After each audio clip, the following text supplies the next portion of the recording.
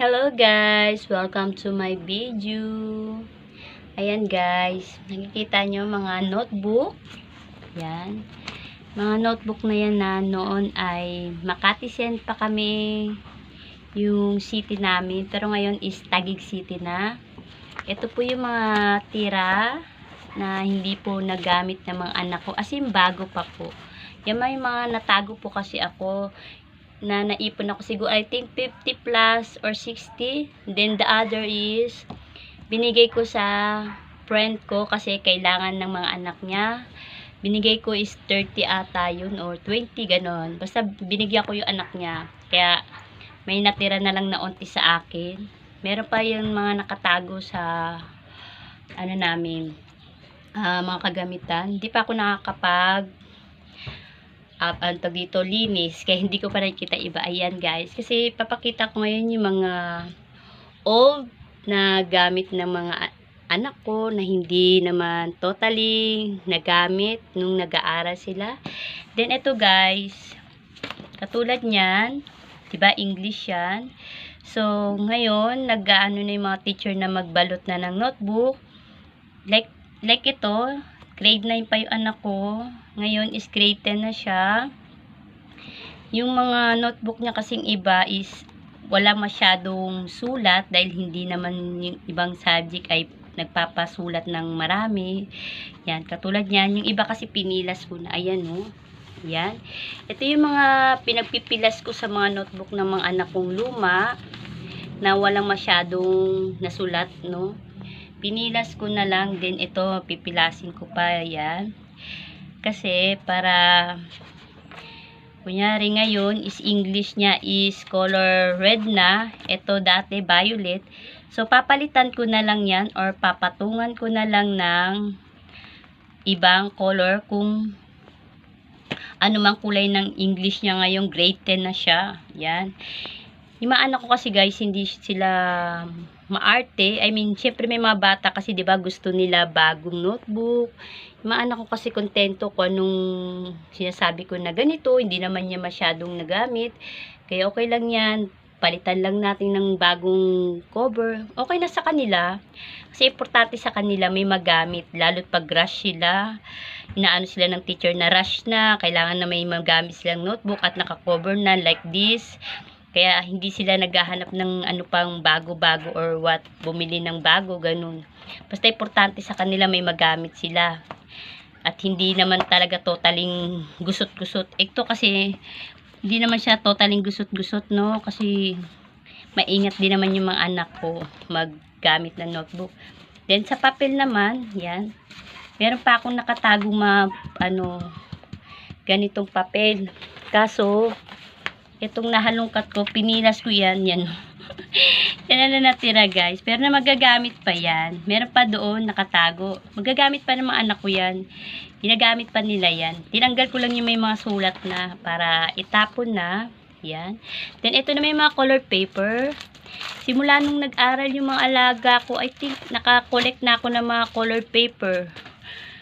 Yun nga lang kasi minsan hindi na siya, di ba, by partner siya. Ngayon, yung iba kasi, ano na lang eh.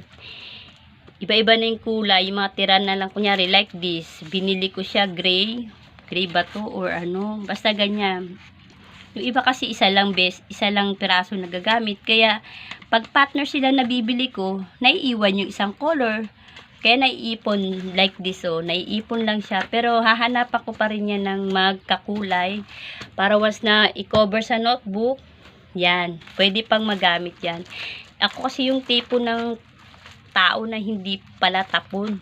As long as na magagamit pa siya, hindi ko talaga siya tinatapon. Although natatago ko, pero hindi ko siya natatapon kasi nangihinayang ako. Then ito yung mga bond paper, yan.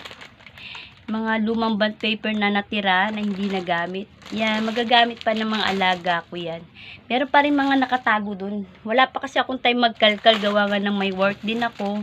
Kung day off po naman, may mga lakad daw kaya sa wala akong time, no? Ito naman yung mga ruler. Actually, marami itong mga anak kong ganito. Hahanapin ko din. Di mga pentel pen. Mga okay pa to.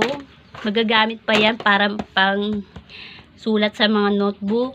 So, as long as na gumagana pa, yan, na hindi ko muna sila papalitan or itatapon. Then, ito yung mga ruler na pinagbibilin ng mga anak ko noon na akala nila kasi nawawala yung mga ruler nila pero hindi nila alam, natatabi lang nila kung saan saan. Kaya yan, iba't ibang ruler yan guys. May mga bilog na maliliit, may mga kurba, andun. Mga nakatago lang sa ano nila, pencil case. Hahanapin ko din yan. Nandiyan lang yan sa tabi-tabi.